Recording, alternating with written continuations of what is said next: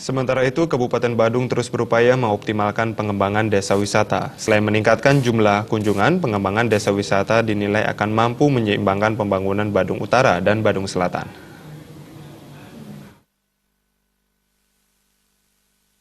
Kepala Bidang Industri Pariwisata, Dinas Pariwisata Kabupaten Badung, Ngakan Pututri Aryawan, mayoritas wisatawan baik mancanegara maupun wisatawan Nusantara yang datang ke Bali khususnya Badung, merupakan wisatawan repeater atau pernah berkunjung sebelumnya. Oleh karena itu, diversifikasi objek wisata maupun atraksi wisata sangat diperlukan. Tanpa diversifikasi, wisatawan akan bosan dan enggan datang lagi ke Bali. Objek dan daya tarik wisata harus didiversifikasi sehingga wisatawan tetap ingin datang dan datang lagi. Untuk itu, Badung menggenjot pengembangan desa wisata untuk memenuhi harapan wisatawan yang datang.